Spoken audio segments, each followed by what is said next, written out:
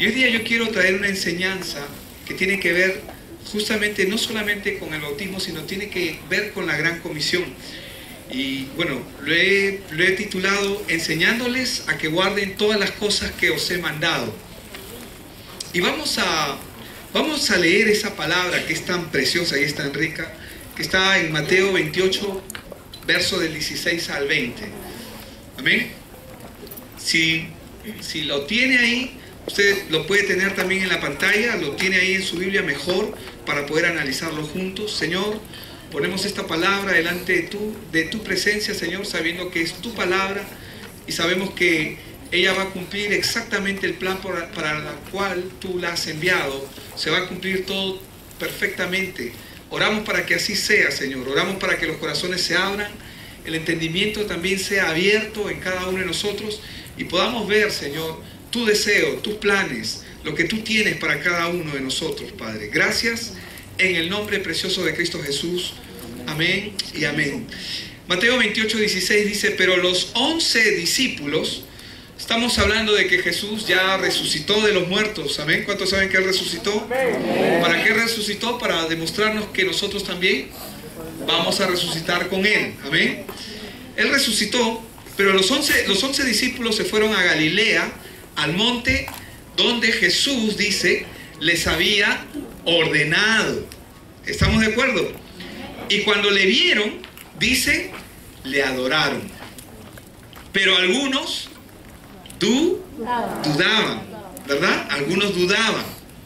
Y Jesús se acercó y les habló diciendo, toda potestad, es decir, autoridad, poder, dominio, gobierno, toda potestad me es dada, dice, en el cielo y en ¿dónde más?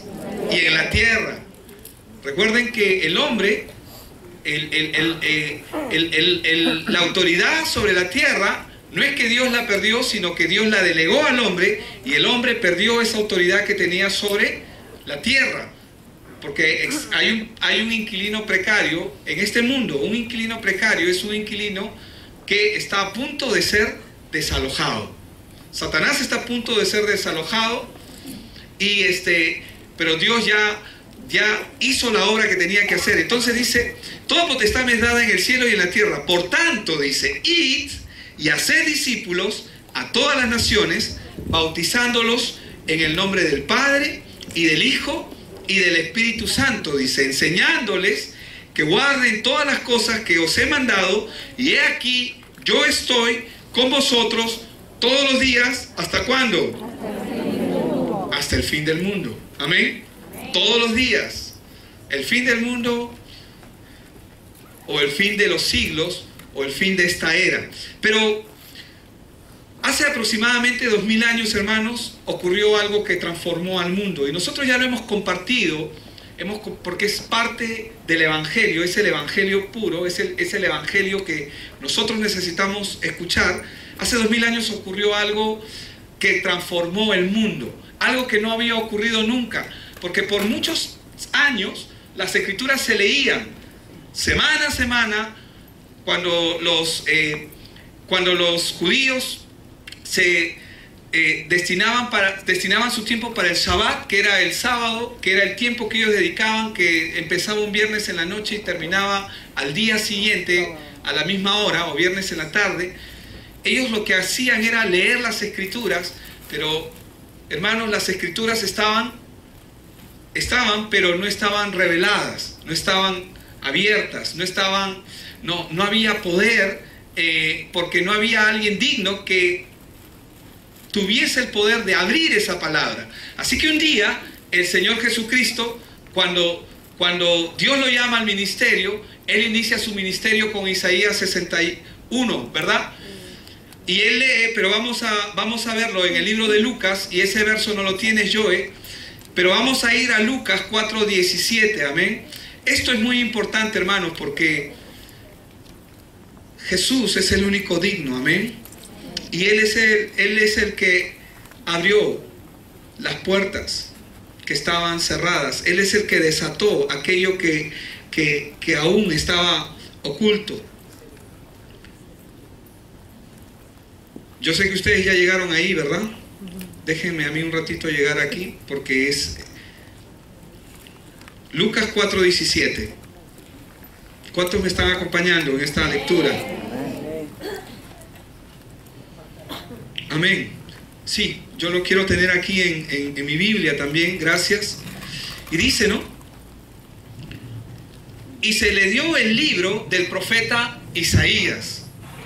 Y habiendo abierto el libro, halló el lugar donde estaba escrito: el Espíritu del Señor está sobre mí. Hermanos, nadie podía hacer las cosas que nuestro Señor Jesús hizo si el Espíritu de Dios no hubiera estado con él.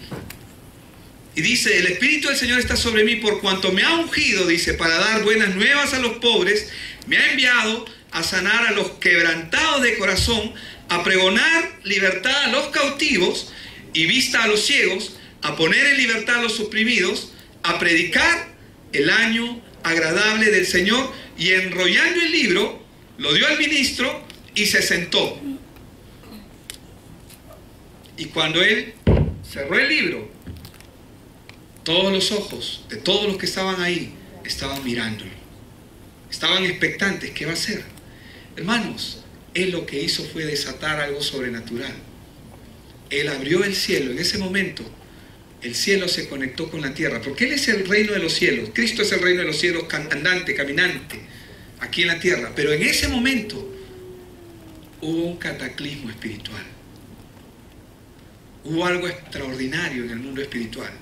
La gente no lo ve, no se dio cuenta, pero sí hubieron quienes lo vieron. Todas las huestes espirituales en las regiones celestes se dieron cuenta de lo que estaba ocurriendo y de lo que ocurrió. A tal punto que en esa misma sinagoga donde él estaba, de repente, un hombre que había estado ahí por muchos años, mucho tiempo ahí, siendo partícipe y que estaba endemoniado, comenzó a desatarse un demonio. Sí, sabemos que eres tú, Jesús. Vamos a ir rápidamente. Creo que está en el verso... En el verso 33, estaba en la sinagoga un hombre que tenía un espíritu de demonio inmundo, el cual exclamó a gran voz. Hermanos, este demonio estuvo ahí mucho tiempo, pero no se manifestó antes. ¿Por qué se manifestó ese día? Porque el reino de los cielos se desató, se había acercado, porque Cristo, nuestro Señor, comenzó a manifestar la gloria de Dios. Y cuando la luz entra, ¿qué pasa con las tinieblas? Tienen que desaparecer.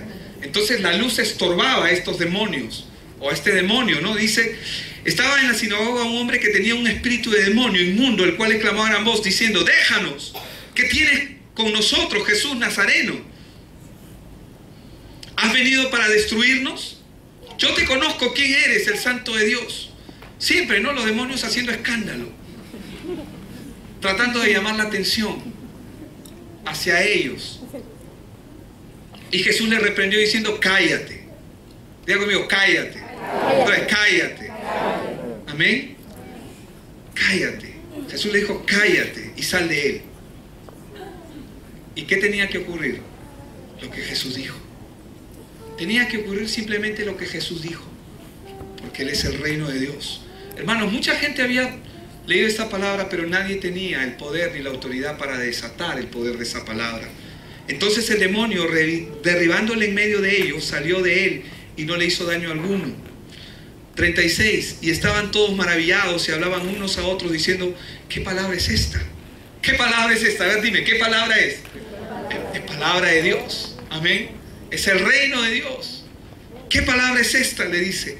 Que con autoridad y poder manda a los espíritus inmundos y salen. Porque él estaba desatando la palabra de Dios. Estaba cumpliendo Isaías capítulo 61. Amén. ¿Quién es digno de desatar esa palabra? Él era el único digno. Y por eso comenzó a manifestarse. Y estaban todos maravillados y hablaban unos con otros: ¿qué es esta palabra que con autoridad y poder manda a los espíritus inmundos y salen? Y dice que su fama se difundía por todos los lugares, por los contornos. Dice en el verso 40: al ponerse el sol, todos los que tenían enfermos de diversas enfermedades lo traían a él, poniendo las manos sobre cada uno de ellos. ¿Y qué dice? Los sanaba. El reino de Dios se había acercado y estaba manifestando su gloria. ¿Qué es lo que está pasando, hermanos? Lo que nosotros vemos, una cosa es lo que nosotros vemos, pero otra cosa es lo que está sucediendo en el ámbito espiritual. Lo que nosotros tenemos que orar es para poder ver en el ámbito espiritual. Nosotros no tenemos que enfocarnos en las cosas naturales. Lo natural es una consecuencia de algo que está ocurriendo en el mundo espiritual. Pero nuestro enfoque tiene que estar en el mundo espiritual, porque a ese mundo pertenecemos ahora. Somos parte de ese reino. Y lo que él estaba haciendo, lo que estaba ocurriendo es que cada vez que Jesús entraba a un lugar, la luz entraba y los demonios tenían que salir. Se estaba desatando el reino de Dios y su justicia. Porque el reino de los cielos se ha acercado a través de él. Por eso que todos los que tenían enfermos de diversas enfermedades los traían a él, y él, poniendo las manos sobre cada uno de ellos, los sanaba. También salían demonios de muchos, dando voces y diciendo: tú eres el Hijo de Dios. Pero él los reprendía. ¿Cómo les decía? Cállate. Amén. Y no les dejaba hablar, porque sabían que él era el Cristo. Los demonios sabían que él era el Cristo. Los demonios sabían que él es la respuesta de Dios para el problema del ser humano. ¿Qué es lo que nosotros vemos? Demonios, enfermedades. Vemos los problemas espirituales, pero vistos de una manera física, manifestada en adulterio, manifestado en seducción, en lascivia, manifestado en diversas formas. Pero eso es lo que se ve. El problema por lo cual ocurren esas cosas, todo lo que nosotros podemos ver en el mundo, todos los problemas ocurren porque Dios no está ahí. Pero cuando el reino de los cielos se acerca, las cosas tienen que cambiar. Cuando uno que entiende, cuando uno que es un hijo de Dios y sabe quién es delante de él, cuando uno se acerca, tú sabes quién eres. Y cuando tú sabes quién eres, cuando tú te acercas a un lugar, tú sabes que algo tiene que ocurrir, porque no eres tú. Mayor es el que está en ti, y el que está en ti te acompaña, y él te va a dar gracia al lugar donde vayas. Porque lo que está ocurriendo, lo principal, por decirlo de una manera, el motivo principal de nuestra vida es su evangelio. La razón principal por la que nosotros estamos en esta tierra es para hacer las obras que él hizo. Por eso es que el apóstol Pablo, cuando agarra y dice: cuando vine a ustedes, ya no vine con sabiduría humana, con mi conocimiento, con mi ser, con todo lo que yo he aprendido, porque él era un perito, un experto, un top en su época. Me propuse no saber nada, sino solamente a Jesucristo. Y cuando él hizo eso, hermanos, esto mismo comenzaba a ocurrir. Las obras de Dios comenzaban a manifestarse. ¿Puedes creerlo? Necesitamos entenderlo. Pero hermanos, cada vez que nosotros vamos a ir a un lugar, el reino de los cielos se va a desatar. Se tiene que desatar, porque tú eres el reino de los cielos, porque Cristo está en ti, como está en mí. Y algo tiene que ocurrir, porque la gracia de Dios se derrama, no solamente para que tú vivas feliz y estés cómodo, para que estés sonriente.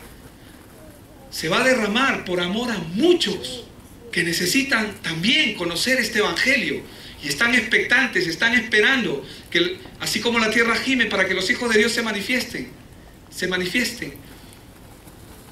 Dios está expectante de querer usar a cada uno de nosotros. El Señor Jesús pudo leer este pasaje y se desató el reino de los cielos. Él abrió la puerta. ¿Qué pasa cuando alguien está delante y abre la puerta? ¿Todos los demás pueden entrar por esa puerta o no? Si el que abrió la puerta ya la abrió, todos los que siguen atrás, ¿qué es lo que tienen que hacer? Seguir nada más. ¿O tienes que luchar para abrir la puerta? Jesús desató el reino de los cielos. Las puertas del cielo ya están abiertas. El reino de los cielos ya está disponible para el mundo, para que el mundo pueda conocer quién es Cristo Jesús, y el mundo pueda conocer lo precioso que es el evangelio, que trae libertad a los que están verdaderamente cautivos, a los que están oprimidos, a los pobres de espíritu, que creen que lo tienen todo y no tienen nada. a predicar el año agradable. ¿Cuántos están dispuestos a predicar el año agradable? ¿Qué es el año agradable, pastor? No entiendo eso. El año agradable es Cristo, predicar las buenas nuevas de la vida para la gente que está en dificultades, que está pasando problemas y que necesita una respuesta. Hermanos, el Evangelio es poderoso. Tú no necesitas agregar ni quitar. Lo único que te necesitas es darlo. Por eso el apóstol Pablo puede decir, me propuse, está en 1 Corintios capítulo 2, por si quieren tenerlo, me propuse ir a ustedes, ya él no, ya no con su entendimiento, con su conocimiento, ya no con su forma de ver las cosas. Todo lo que él aprendió, lo desechó por la excelencia del conocimiento de Cristo. Dice que fue con temor y temblor, se propuso no saber nada, sino solo a Jesucristo. Y cuando tú comienzas a proponerte dar a Cristo, las obras de Cristo comienzan a manifestarse. ¿Por qué? Porque Cristo es el reino de los cielos. Me propuse no saber nada no saber entre vosotros cosa alguna, sino Jesucristo y a este crucificado. Verso 3, por favor. Dice, y estuve entre vosotros con debilidad.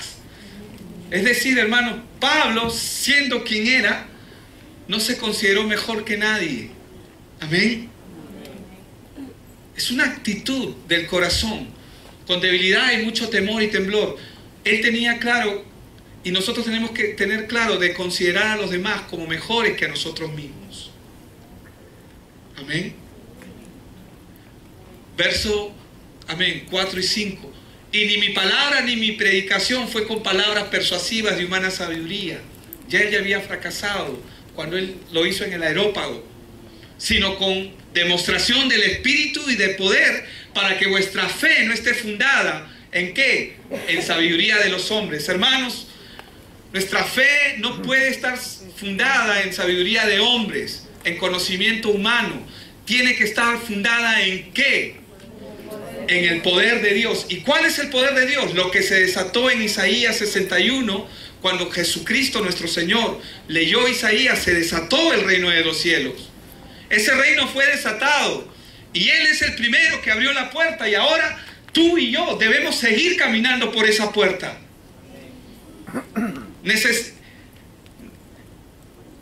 Puede sonar mal lo que voy a decir, porque Dios no necesita a nadie, pero necesitamos, o sea, Dios, la Biblia dice que somos colaboradores con Él. ¿Cuándo tú y yo comenzamos a colaborar con Dios realmente en este evangelio?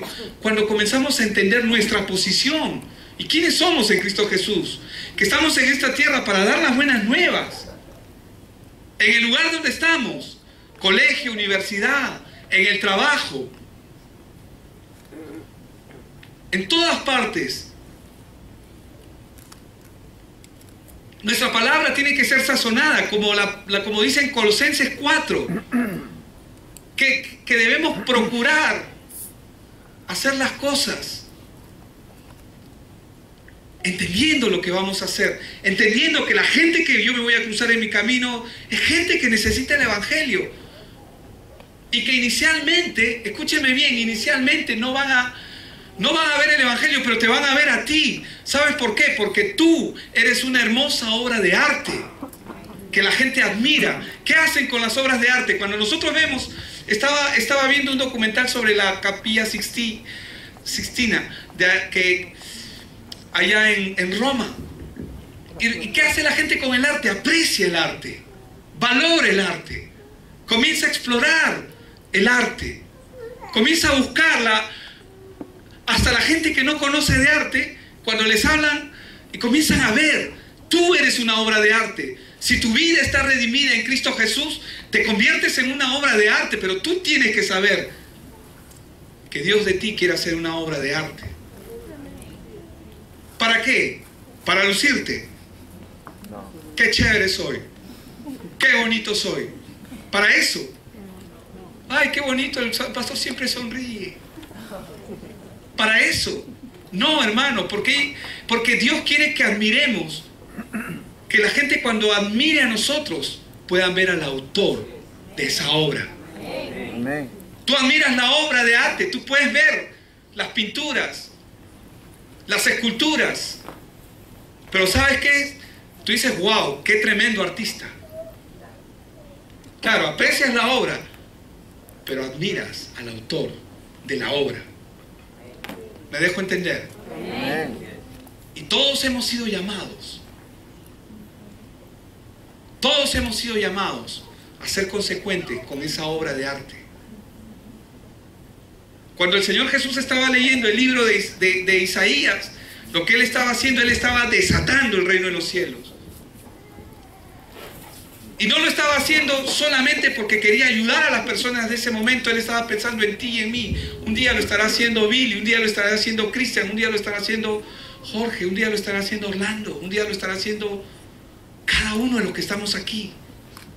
¿Me dejo entender? Amén. Pero el Evangelio primero tiene que funcionar en nuestra vida. Amén. Somos como el barro en las manos del alfarero. Somos como el lienzo que está delante del artista que va a pintar y que va a poner el óleo encima. Dejemos que Él comience a trabajar en nosotros.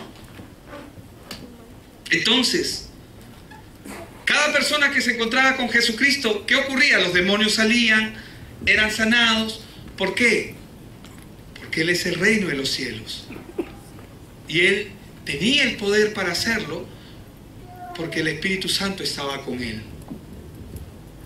Como hoy el Espíritu Santo está con nosotros, con cada uno de nosotros. Y hermanos, hemos sido llamados para buenas obras, y esas son las buenas obras, el reino de Dios y su justicia, porque a través de esas obras, a través de esas obras de arte que Dios comienza a hacer en la vida de la gente comienza a encontrar salvación, comienza a encontrar esperanza, comienza a encontrarle sentido a su vida. Vidas que estaban descalificadas a su manera de pensar, vidas tormentosas. ¿Cuánta gente está sufriendo tormentosamente hoy, esperando ser liberada? Esperando que tú y yo nos manifestemos. Amén. Amén.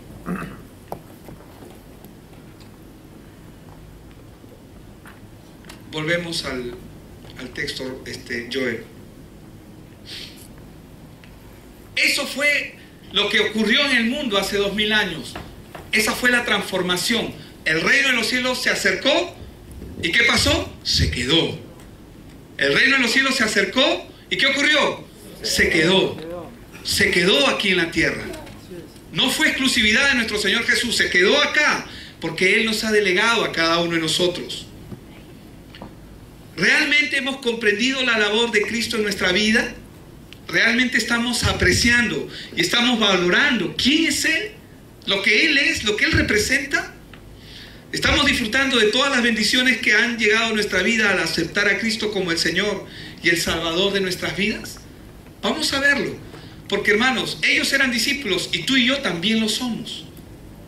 ¿Cuántos dicen amén? Amén. Y si vienes por primera vez, tú no lo sabes, pero eres discípulo y no lo sabías, eres parte de esta casa. Tienes una familia. Los discípulos estaban ahí. Vamos, Mateo 28:16, otra vez. Pero los 11 discípulos, dice, se fueron a Galilea, al monte donde Jesús les había ordenado. Hermanos, los discípulos, ¿qué hicieron? Conforme a lo que Jesús les dijo, se fueron a Galilea a ver a Jesús, porque Él se los había ordenado. ¿Estamos de acuerdo? ¿Ellos sabían lo que iba a pasar? No sabían. ¿Ellos sabían que Jesús iba a irse? Jesús se los había dicho, pero quizás no lo iban a entender. Muchas cosas iban a ocurrir en ese momento, antes de que Él parta. Aquí la Escritura nos dice que ellos fueron porque Él se los había ordenado. Y aunque parecía innecesario ir a Galilea, ellos habían aprendido a obedecer los mandatos del Señor. Amén. ¿Qué significa eso? Que ellos aprendieron a ser obedientes. A pesar de que no sabían, confiaban. Aprendieron a confiar. Una forma clara, escúchame bien, de seguir a Cristo es servirle allí donde Él te ha colocado. Ninguno de los que estamos acá, estamos aquí para calentar esas sillas solamente. No estamos aquí de casualidad. Si tú estás aquí, déjame decirte que tú estás aquí porque Dios te trajo aquí. Y Él tiene un plan contigo. Amén. Primero Él va a sanar tu tierra. Él va a sanar tu corazón. Él va a sanar tu vida. Pero Él tiene un plan contigo. Y si Él te trajo a esta casa, tú tienes un compromiso en esta iglesia. Porque Él nos inserta a su casa, a su cuerpo.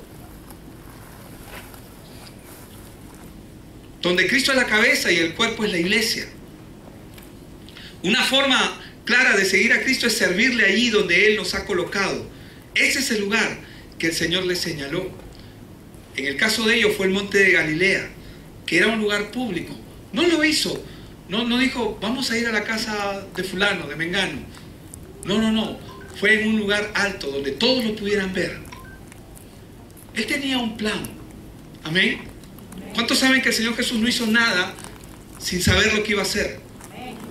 Hermanos, a mí yo un montón de veces meto la pata. Uy, metí la pata. Pero el Señor Jesús nunca se arrepintió de nada, porque todo lo que hizo, lo hizo bien. Este es el lugar que el Señor le señaló.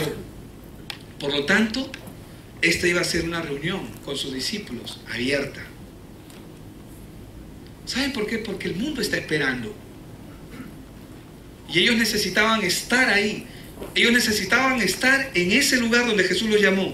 ¿Cómo reaccionaron ellos al aparecérseles Cristo? Vamos a ver. Mateo 28, 17, verso 17, ¿qué dice? Y cuando le vieron, ¿qué dice? Le adoraron, ¿verdad? Pero ¿qué ocurrió con otros? Pero algunos comenzaron a dudar. Qué interesante, ¿verdad? Pues estamos hablando de los 11. Bueno, al menos acá la Biblia nos está hablando de 11 que están fijos, ¿no? Supuestamente están fijos, pero hay duda. ¿Cuántos de ustedes no dudan acaso cuando el Señor está haciendo algo y pareciera que la respuesta no llega y viene la duda al corazón de nosotros?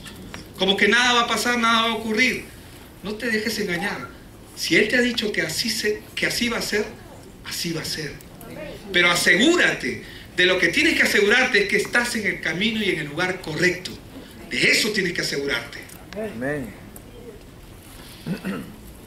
La mayoría, o quizás todos lo adoraron, le rindieron honor. Cuando uno comienza a ver al Señor Jesús con los ojos verdaderos, recuerden que cuando Él se dio a conocer, Él no dijo, Él no le dijo a Juan el Bautista cuando mandó a preguntar a los discípulos, ¿eres tú el que ha de venir o hay que esperar a otro? Él no dijo, sí, diles que yo soy. No dijo eso. Él no dijo, yo soy. Podía decirlo y era válido, pero no lo hizo. Dile, y le habló de las obras. Porque Jesús está interesado en revelarse por medio de su palabra. Que la gente sepa que Él es Dios por medio de la palabra. Entonces, cuando uno comienza a mirar al Señor Jesús con los ojos correctos, es decir, los ojos de la fe, cuando uno comienza a mirarlo, es cuando empezamos a caminar por lo que no se ve. Y Dios está interesado en que tú y yo aprendamos a caminar en lo que no se ve. No te guíes por la apariencia. ¿Cuántos están orando por este país? ¿Cuántos están muy consternados con las cosas que están pasando? Llega un momento en que mi corazón se quiere afligir, pero ¿por qué me voy a afligir si tengo que tener confianza en lo que Dios va a hacer? Total, la Biblia dice que Él es el que quita y pone gobernantes. Pero por otro lado viene la otra palabra, pero cada pueblo tiene el gobernante que se merece. Pero Señor, aquí en Perú hay una iglesia que está clamando. Y tú cuando le preguntaste, cuando Abraham iba a rescatar a Lot, tú dijiste, si hubiese uno justo, y acá hay más de uno justo. Amén. ¿Cuántos creemos que Dios va a tener y tiene el control de todo? Entonces, hermanos, tenemos que aprender a caminar por lo que se ve o lo que no se ve. Claro. Claro, porque lo que se ve es la apariencia. Y la apariencia es apariencia. Es engaño. No sirve. Pero aquí también se nos dice en este verso que algunos comenzaron a dudar. Incluso entre los que adoraban puede haber quienes dudaban, quienes dudan. Se quedaron perplejos. ¿Y por qué podría haber venido la duda a ellos? No precisamente cuando ¿te imaginas cuando ellos vieron a Jesús? No era, escúchenme bien, no era el Jesús que ellos vieron cuando estaba en la tierra. Él estaba con un cuerpo glorificado. Amén. Obviamente quizás entró duda en ellos, como en el caso de Tomás Dídimo. Es mucho más fácil dudar porque nuestros sentidos naturales siempre nos van a dictar otra consigna, nos van a decir otra cosa.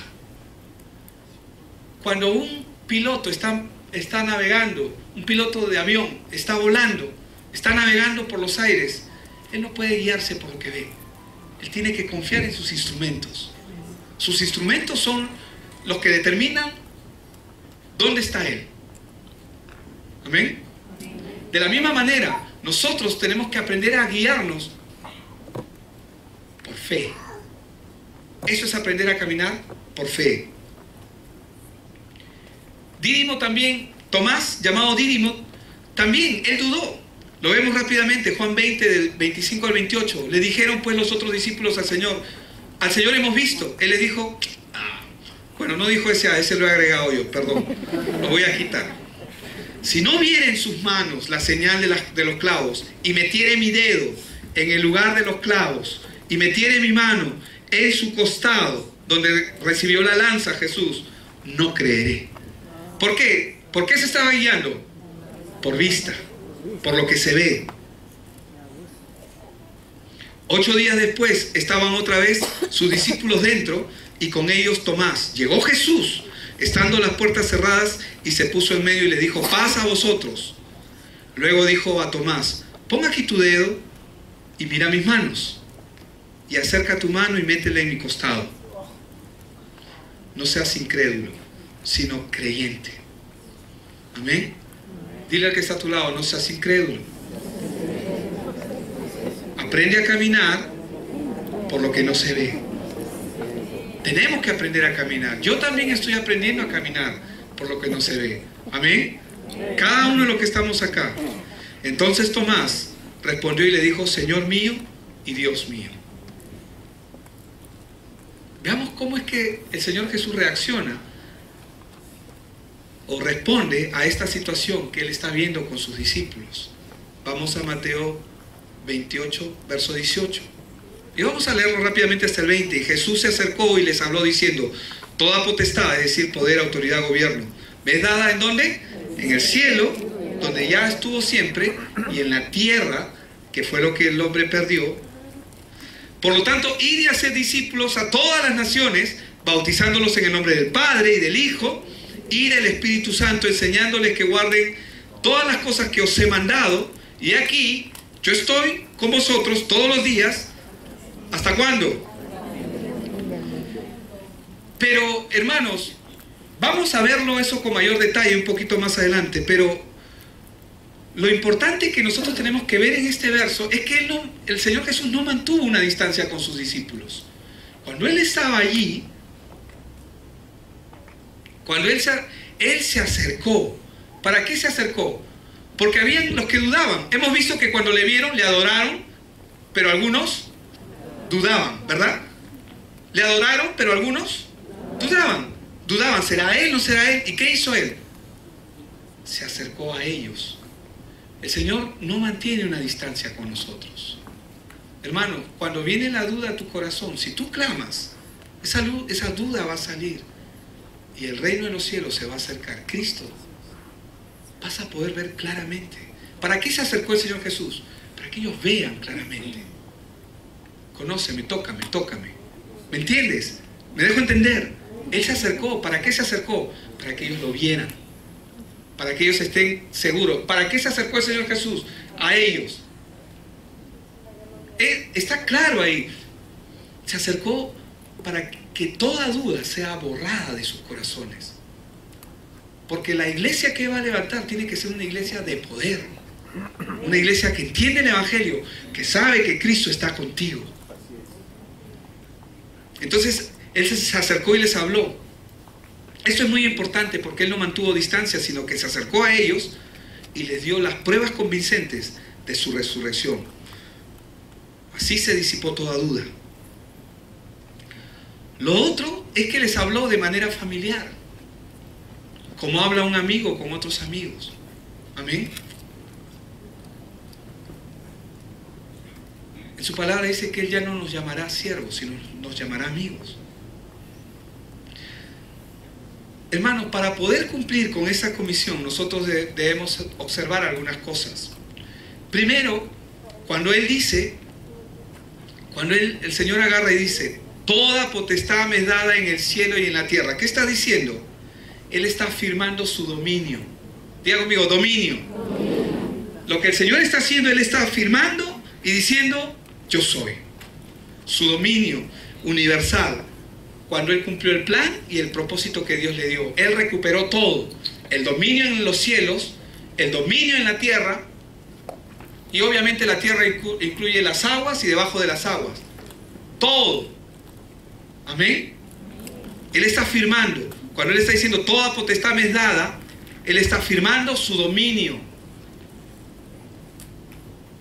Te está dando las llaves de todo. Tú tienes acceso a todo. Eso es lo que Él está haciendo. Colosenses 1:16, vamos rápidamente. La Biblia nos enseña, porque en Él fueron creadas todas las cosas, las que hay en ¿dónde? En los cielos, las que hay en la tierra. Las que hay en la tierra, ¿qué pasó con las de la tierra?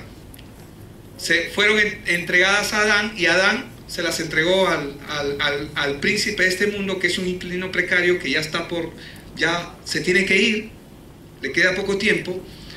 Dice, visibles e invisibles, sean tronos, sean principados, sean dominios, sean principados, sean potestades, todo fue creado por medio de Él y para Él. Ese dominio, esa autoridad, ese poder, Jesús la recuperó. Y le está afirmando a sus discípulos, toda potestad me es dada. Amén. ¿Cuál es la fuente de esa autoridad? Es Dios. Porque esa autoridad, la autoridad suprema es de Dios. La delegada, lo que Dios le dio a Adán. Adán se lo entregó a través del pecado, se lo entregó al enemigo de Dios. Pero vino Cristo y recuperó esa autoridad. Y nuevamente dice toda autoridad. Todo es todo, hermanos. Él tiene todo el poder, todo el dominio. Pero ¿cuál es el propósito de esa autoridad? ¿Cuál es el propósito por el cual el Señor nos está diciendo a nosotros los discípulos y a ellos también? Nos está diciendo toda autoridad. ¿Cuál es el fin de decirnos que toda esa autoridad nos ha sido dada? El propósito de esa autoridad es poder cumplir con la comisión que Dios nos ha llamado a hacer. ¿Y cuál es esa comisión? Ir y predicar el Evangelio. Pero, o te está diciendo, sé feliz, vas a tener tu carro, tu casa, todo lo que quieras, pide. ¿Ese es el propósito de la autoridad? ¿Será que converses con Satanás ahí media hora, con los demonios? Vemos que cada vez que Jesús se encontraba con un demonio decía, cállate y sal. No perdía tiempo. Amén. Hermanos, el propósito de esa autoridad es transmitir, cumplir con la gran comisión. ¿Y qué es la gran comisión? Es transmitir el Evangelio. El plan es el Evangelio, siempre. Amén. Y en el Evangelio está involucrada tu vida y todo lo que tú necesitas, todo lo que tú requieres, todo lo que tú anhelas está inmerso ahí. ¿Y hasta dónde se extiende esta comisión? Hasta lo último. Amén. A todas las naciones. A todas las naciones.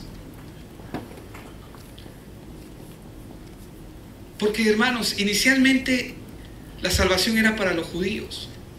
bueno, en realidad siempre fue para toda la para el mundo. Dios siempre estuvo pensando en el mundo entero, pero inicialmente era para los judíos.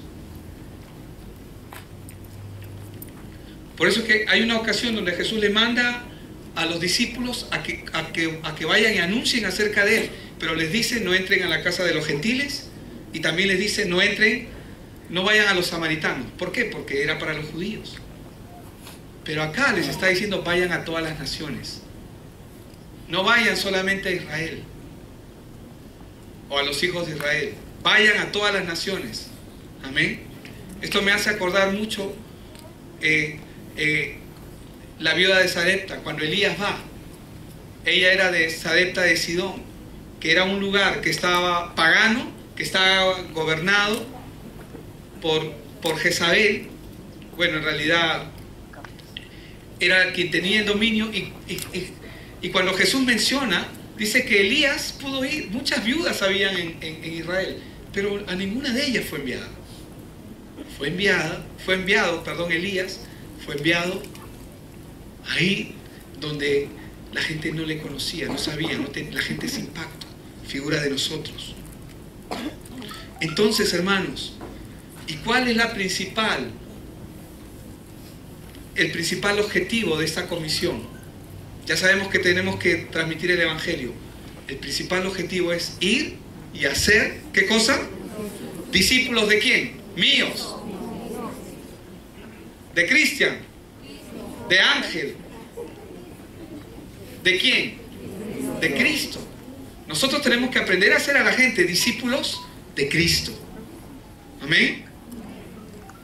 Las instrucciones que les dio para llevar a cabo esta comisión es lo que nosotros vamos a ver hoy día. Porque una vez que la persona viene a Cristo, Él les dijo, y voy a leerlo rápidamente ahí, enseñándoles a que guarden, ir y hacer discípulos a todas las naciones, verso 19 mismo, bautizándolos. Entonces, ¿qué era lo que tenían que hacer con los discípulos? ¿Qué tenían que hacer? Bautizarlos. Amén. Darles el Evangelio y bautizarlos. Hacer discípulos bautizándolos, ¿verdad? Entonces, ¿qué es el bautismo? Rápidamente, algo pequeño nada más. Hermanos, nuestra fe se adquiere públicamente en el bautismo el valor que Dios encomendó en este verso, en Mateo 28, 19. ¿Qué es lo que adquiere? Porque el Señor Jesús, bautizándolos, dice: ¿en nombre de quién? Del Padre, del Hijo y del Espíritu Santo. ¿Por qué en el nombre del Padre? Porque cuando yo me bautizo, yo estoy reconociendo que a partir de ahora yo tengo un Padre. Estoy reconociendo públicamente que que Dios Padre es mi Padre. Estoy reconociéndolo a Él. ¿Por qué es necesario bautizarse? Porque cuando tú te bautizas, estás reconociendo que ahora Él es tu Padre. Porque antes teníamos otro Padre que manejaba y controlaba nuestra vida. Jesús enseñó a orar, ¿se acuerdan? Padre nuestro. Ahora, cuando tú estás en Cristo, tú puedes orar Padre nuestro también, refiriéndote a Dios. Porque Él es verdaderamente nuestro Padre. En el nombre del Hijo también. ¿Y por qué en el nombre del Hijo? Porque cuando bautizamos en el nombre del Hijo, le confesamos y aceptamos la obra que Él hizo por nosotros.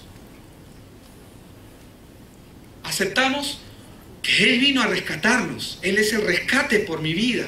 ¿No se dan cuenta que los tres están combinados en esto? Los tres tienen parte en este asunto. El Padre, el Hijo y también el Espíritu Santo. Bautizándonos en el nombre del Padre, del Hijo y del Espíritu Santo. ¿Por qué del Espíritu Santo? Porque al ser bautizados también en el nombre del Espíritu Santo nos entregamos a Él como lo que es nuestro Paracletos. Es decir, Él es el que nos va a santificar. ¿Quién nos va a santificar en esta tierra? El Espíritu Santo. ¿Quién es nuestro maestro en esta tierra? El Espíritu Santo. ¿Quién es nuestro guía en esta tierra? El Espíritu Santo. ¿Quién es nuestro consolador en esta tierra? Es el Espíritu Santo. Y cuando Él viene a nosotros, cuando nosotros reconocemos, hermanos, reconocemos que mi vida ahora depende de Él. Es verdad, yo soy parte de una iglesia, pertenezco a una casa. Es verdad que tengo líderes que están delante de mí, pero mi vida espiritual tiene que estar entregada al Espíritu Santo, porque Él es el que nos va a enseñar, nos va a guiar a toda verdad. Entonces, el Señor Jesús no solamente le dijo ir y hacer discípulos, sino dijo enséñenles. Pero también dijo bautícenlos en el nombre del Padre, del Hijo y del Espíritu Santo. Es importante porque cuando una persona se bautiza, reconoce públicamente a quién está siguiendo ahora, quién es su Padre, quién es su Redentor y bajo la dirección de quién va a estar de aquí en adelante. Amén. Cuando nosotros nos estamos bautizando, cuando una persona se bautiza, lo que va a ocurrir es se incorpora al cuerpo de Cristo. ¿Y cuál es el cuerpo de Cristo? La iglesia. La iglesia es el cuerpo de Cristo. Por eso es que se requiere que todo bautizado sea miembro de la iglesia. Amén. Y nosotros tenemos un libro de actas de bautismo. ¿Y cuál es el propósito de ese libro? Que tu nombre esté escrito ahí. No es el libro de la vida, el libro de la vida está en el cielo, hermanos. Pero tú eres parte de una iglesia, de una casa. Perteneces a una familia en la que tú no estás por casualidad. Estás aquí porque Dios lo quiso así. Amén. ¿Lo podemos entender? Entonces, esto nos muestra dos cosas. Para finalizar, que los creyentes deben estar dispuestos, número uno, a ser enseñados correctamente. Pero los ministros de Dios deben estar dispuestos también a enseñar. Porque Él dijo, enseñándoles a guardar todas las cosas que les he mandado. El discípulo debe estar dispuesto a aprender. Y el discipulador debe estar dispuesto a enseñar. No es negociable. Si tú eres un hijo de Dios, primero tienes que ser un discípulo y luego un discipulador. Ese es el orden natural. Porque lo que tú has recibido, también tienes que darlo a otros. Recuerda que eres una hermosa obra ¿de qué? De arte. Que Dios personalmente está esculpiendo. No le digas al Señor, no tengo tiempo para que sigas esculpiendo. No tengo tiempo para que me sigas tratando. Podrá decirle el barro al alfarero, no quiero que hagas esto. No, así no me gusta. ¿Puede hacer eso el barro? No. Sométete, hermano. Si tú eres parte de esta iglesia, eres parte de esta iglesia. Si tú eres un simpatizante de esta iglesia, busca un discipulador, alguien que te enseñe las escrituras, hermano, y sé parte. Porque ser un simpatizante no te va a ayudar para nada. Pero ser un discípulo no solamente va a transformar tu vida, sino va a transformar la vida de mucha gente que necesita escuchar este evangelio. Y que Dios está esperando que puedas estar claro en tu llamado.